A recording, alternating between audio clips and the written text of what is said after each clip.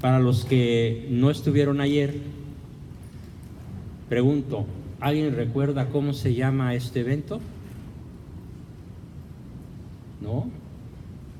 ¿Noel? Reevangelizando al mundo neopagano. Reevangelizando al mundo neopagano. Muy bien. Quiere decir que vamos a volver a sembrar el Evangelio, la palabra de Cristo, en una sociedad que ha perdido el conocimiento y el amor a la palabra de Cristo. Estamos verdaderamente en tierra de indios, o peor.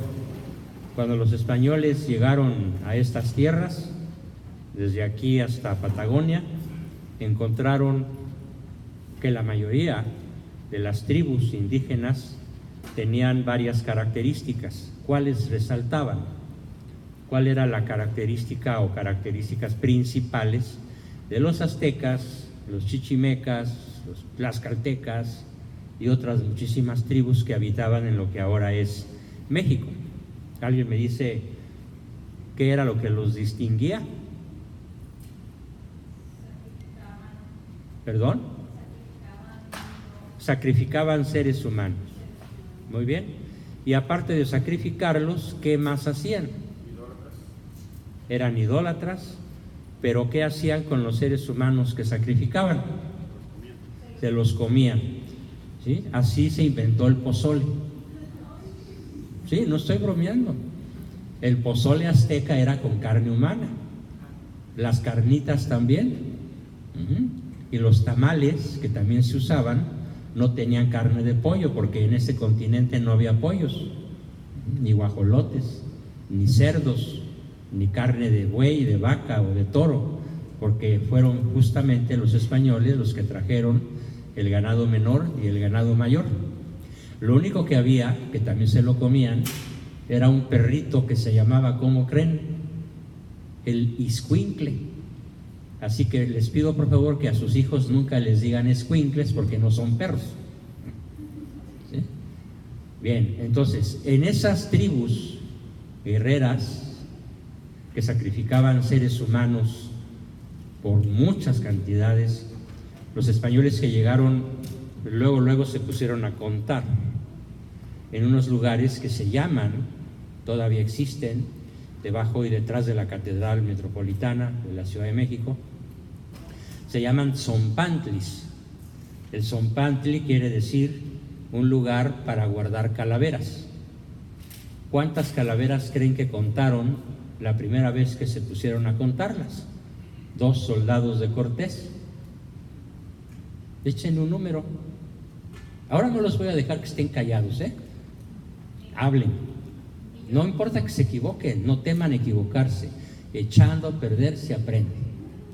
¿Cuántos creen que hubo en la contabilidad de estos 2 soldados que empezaron a contar calaveras? ¿1000? A ver, ¿más? 200,000. ¿Quién dijo?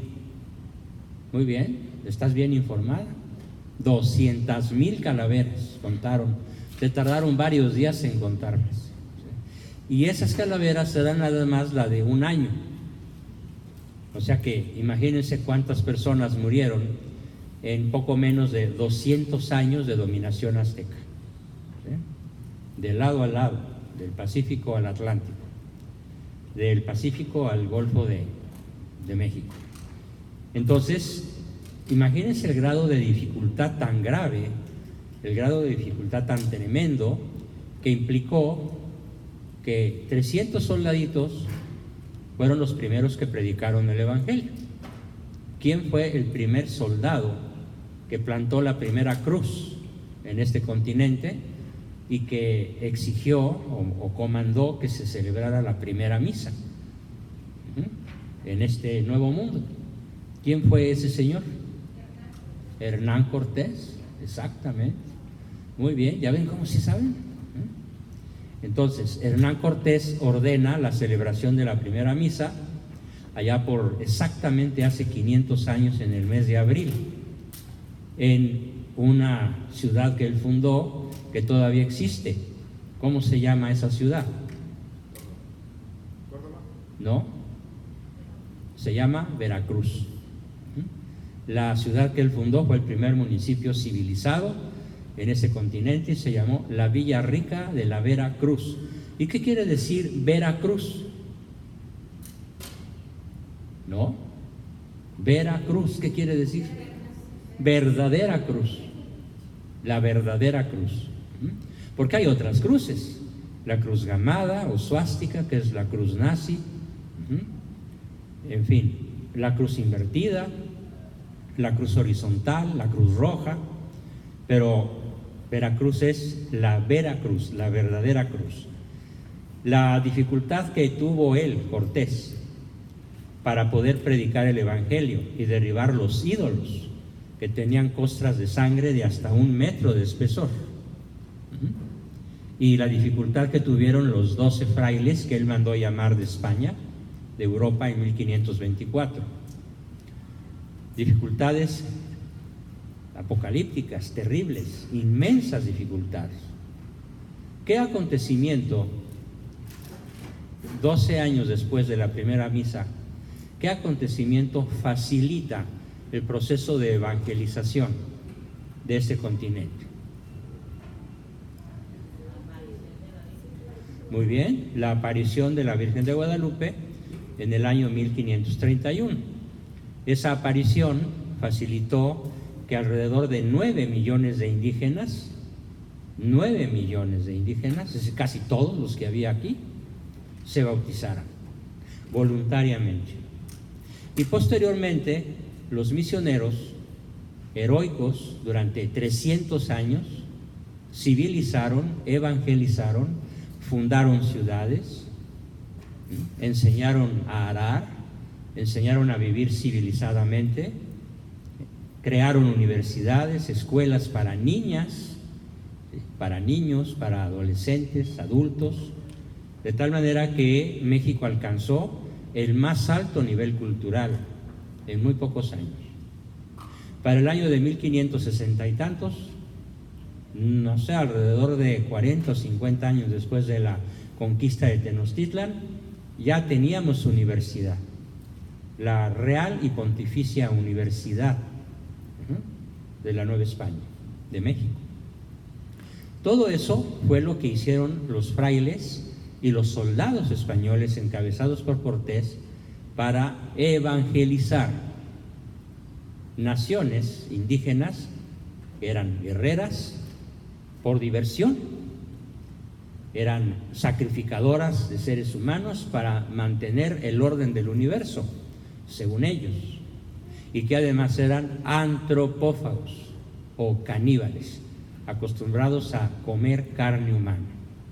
Bueno, pues ¿por qué hago toda esa introducción? Hago esta introducción para que ustedes imaginen el tremendo grado de dificultad que significa convertir al cristianismo a millones de indígenas acostumbrados a la guerra por diversión. Es más, les llamaban las guerras floridas. Y así como ahora nuestros chamacos juegan a la guerra en aparatos electrónicos, que se han vuelto un azote, una maldición para muchas familias. Sí, ya sé que tú eres adicto, tienes cara de adicto a los videojuegos. Hasta acá te huelo, porque luego que empecé a decir videojuegos, sonreíste como diciendo, esa es mi droga, ¿no? Bueno, imagínense qué difícil, qué terrible dificultad poder volver cristianos a caníbales, guerreros y sacrificadores. Bueno, pues ¿qué creen? Ahora, si vinieran esos mismos soldados cristianos, católicos, encabezados por Cortés, si vinieran esos 12 misioneros y cientos más que vinieron durante los 3 siglos que duró la colonia, hasta 1821, hoy se encontrarían con una dificultad mayor o menor. ¿Ustedes qué creen? Mayor. Muy bien. Y lo dijeron a coro. Me encantó la respuesta. ¿Sí? Mucho mayor dificultad con reconvertir al cristianismo a quienes son bautizados pero ya no conocen nuestra religión, ya no conocen nuestra fe, y ya la inmensa mayoría, sobre todo de los jóvenes, ya no la practican. Nuestro obispo de Phoenix, Monseñor Thomas Homestead, a quien admiro y aprecio muchísimo, conozco bien sus escritos, por ejemplo, uno formidable que se llama Firmes en la brecha.